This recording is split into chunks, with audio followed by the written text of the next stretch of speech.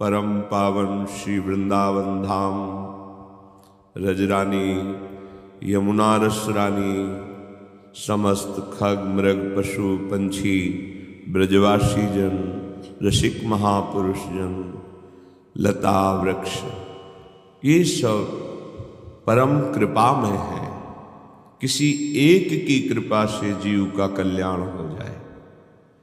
रजरानी का एक कण भी यदि नित्य शरीर में लगता है तो कोई कैसा भी पापाचारी हो, उसका अंतःकरण पावन हो जाएगा और उसकी अंतिम गति प्रियालाल होंगे। इस रजरानी की बहुत महिमा है। अगर एक भी लता कृपा कर दे तो प्रियालाल का अद्भुत प्रेम प्राप्त हो जाए। अगर रसिक महापुरुषों की दृष्टि पड़ जाए और उनके वचनों के अनुसार जीवन बना लो तो बड़े बड़े ऋषि मुनियों द्वारा वांछित जो प्रेम रस है वो आपके हृदय में स्फुरित हो जाए। ऐसी पावन भूमि में हमें अवसर मिला है अपने जीवन को सुधारने का।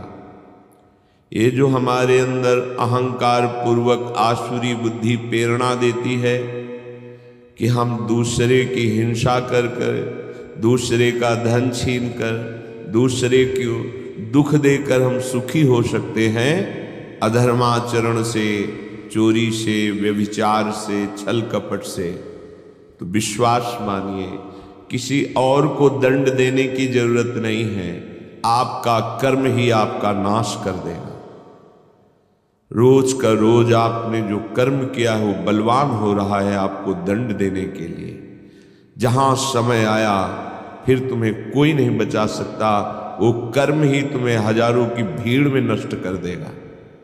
एकांत में होंगे तो तुम्हारे हाथ से ही तुमको दंड दिला देगा। इसलिए सावधान रहिए। कोई भी विपत्ति हमको उतना दुख नहीं देती जितना हमारा पाप कर्म हमको दुख देता है। कोई भी संकट नहीं है। यदि आप धर्म पूर्वक चल रहे हैं तो आया हुआ संकट भी आपकी उन्नति का कारण होगा। यदि पापाचरण करके आपने बहुत सी सुख सामग्री एकत्रित कर ली है तो आप देख लेना परिणाम में ना वो सामग्री रहेगी, ना सामग्री भोगने वाला तुम्हारा परिवार रहेगा और ना तुम रहोगे। तुम्हारा कर्म तुम्हारा सर्वनाश कर देगा, कहीं भी ठौर नहीं मिलेगी। इसलिए प्यारे, भगवान ने कृपा करके बहुत बढ़िया दिव्य अवसर दिया। बार बार तो बनत नहीं यह संयोग अनूप, मानुष तन वृंदा विपिन, रसिकन संग विविरूप। अत्यंत उदार करुणा वरुणालय श्यामा श्याम की उपासना। कैसी कृपा हो गई। मनुष्य शरीर श्रीधाम वृंदावन में बैठे हैं आप। यहां आने की भावना मात्र से पाप थर्रा उठते हैं। चाहे जिस भाव से आओ, ये धाम है अपना प्रभाव रखता है। वृंदावन ही प्रभाव सुनो, अपनो ही गुण देत, जैसे बालक मलिन को मात गोद भर लेत। जैसे अत्यंत वात्सल्यमयी माँ केवल ये देखती मेरा बच्चा है, मलिन है कि निर्मल है ये दूसरे देखते हैं, माँ नहीं देखती। ऐसे ही वृंदाटवी माँ हम सब उसके बच्चे ही हैं। जब हम किसी भी भाव से भागकर वृंदावन धाम आते हैं तो वृंदावन हमारा सुख संविधान करता है, हमारे पाप रूपी मल को नष्ट कर देता है, धो बहा देता है। बहुत बढ़िया सहयोग है, बहुत बढ़िया संयोग है। निकल चलिए इस माया के भयावने दलदल में। जहां हम निकलने की कोशिश करते हैं तो और धंस जाते हैं। जैसे हम अपने मन को कामादि से हटाने की कोशिश करते हैं उतना ही भयंकर वेदना और प्रकट होती है। पर यदि आपने किसी महापुरुष के चरणों का आश्रय ले लिया और उनके बताए हुए नाम मंत्र का सुमिरन कर रहे, फिर ऐसा नहीं होगा। उसी दलदल से निकलने का सहज उपाय मिल जाएगा। जिस दलदल में हम निकलने के उपाय में फंसते जा रहे हैं उसी दलदल में से हम निकल जाएंगे।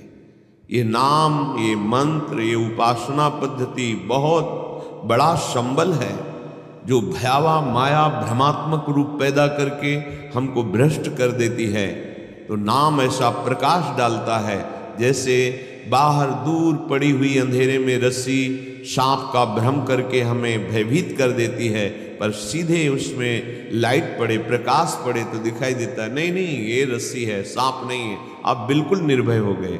ऐसे ही माया नहीं है, केवल ब्रह्म है, केवल भगवान है, केवल प्रभु है। ये तब पता चलता है जब गुरु कृपा से हृदय में ज्ञान का प्रकाश होता है, तभी वो निर्भय, निश्चोक, निश्चिंत हो जाता है, क्योंकि सारे कर्म बंधन उसके छिन्न भिन्न हो जाते हैं और वो परमानंद में डूब जाता है। इसलिए बिल्कुल प्रमाद करने की आवश्यकता नहीं। ये चार बातें सत्संग में आपने सुना भी है, पुनः हम बता रहे हैं कि आप कृपा करके कभी मत कीजिएगा। पर स्त्री का गमन मत कीजिएगा, मांस मत खाइएगा, शराब मत पिएगा और किसी भी विधान से जुआ मत खेलिएगा। ये द्वित कीड़ा, मद्यपान, परस्त्री गमन, हिंसा, इसी को व्यभिचार, चोरी आदि, अगर ये आप करेंगे तो कुछ भी कर लो, दान पुण्य कहीं भी चले जाओ, ये आपको दंड देंगे ही देंगे। क्योंकि जहां भी जाओगे कलयुग तुम्हारी बुद्धि को ऐसा भ्रष्ट करेगा कि वहां भी भारी अपराध ही बन जाएगा।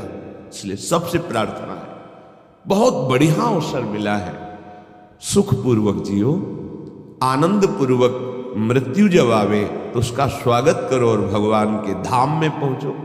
अनंत आनंद जहां बिखर रहा है, ये जीवन इन ओस कणों के पीने से प्यास नहीं बुझती। जिनको तुम भोग सुख समझ रहे हो, ये ओस कण है, इनसे प्यास बुझने वाली नहीं, आज तक किसी की नहीं बुझी। इसलिए प्रार्थना है, ये चार बातें बिल्कुल कसम खा लो, मुझे जीवन में कभी परस्त्री गमन नहीं करना, मुझे किसी भी जीव की हिंसा करके मांस आदि नहीं खाना, मुझे कभी भी चोरी और द्वित कीड़ा ये नहीं करना, कभी शराब नहीं पीना। अगर आप आए हैं वृंदावन तो आप भाग्यशाली हैं, मेरी लाडली जू की आप पर कृपा है, नहीं तो श्री राधिका कृपा बिनु सबके मनन अगम्य। आप मन से भी नहीं सोच सकते वृंदावन के विषय में, शरीर से आने की तो बात जाने दो। जब लाडली जू ने कृपा कर दी तो आप अपने जीवन को सुधार लीजिए। बहुत बड़ी सामर्थ्य हमारे साथ है। जब हम प्रियाजू के चरणों का आश्रय लेकर चलते हैं तो बड़े बड़े सिद्ध प्रेमी महापुरुषों की कृपा हमें प्राप्त होती है। ऐसे थोड़ी मार्ग में निकल जाया जाता है माया को परास्त करके, हमारी सामर्थ्य नहीं है। जो मायातीत अवस्था को प्राप्त महापुरुष हैं वो अहेतुकी कृपा हम पर कर देते हैं। तो आप पे अहेतुकी कृपा हुई है, आप श्रीधाम आए हैं, बड़ी महिमा है सत्संग की।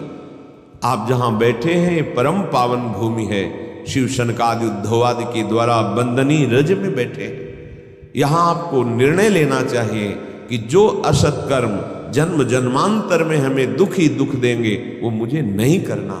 ऐसा संग नहीं करना जिससे कुमार्गगामी प्रवृत्तियों का बढ़ावा मिले। वो हमारा दोस्त नहीं है, वो हमारा शत्रु है जो हमें सतमार्ग से भ्रष्ट कर दे। लोगों की धारणा बन गई है कि धन ही एक सुख का साधन है, चाहे जो कुछ करो, दिमाग में बैठा हुआ है। कुछ भी सत्कार्य भी करो तो उसका परिणाम धन मिलना चाहिए। कितना आया, कितनी प्रॉफिट हुई, बस आप विचार पूर्वक देखिए। पहले धर्म है, फिर अर्थ है, फिर काम है, फिर मोक्ष है। अर्थ यदि धर्म पूर्वक है तब तो मंगल करेगा, आपकी कामनाओं की पूर्ति होगी और वो कामनाएं मोक्ष मार्ग का अवलंबन करेगी। ये सिद्धांत है। धर्म, अर्थ, काम, मोक्ष। जो कामों भोग है वो यदि धर्म के द्वारा कमाए हुए धन से किया जाता है तो उसका मन धीरे धीरे संसार के राग से रहित होकर मोक्ष मार्ग का अवलंबन करता है। लेकिन धर्म को छोड़ दिया केवल अर्थ, तो फिर काम पिशाच की तरह चढ़ जाएगा और तुम्हारा नाश कर देगा।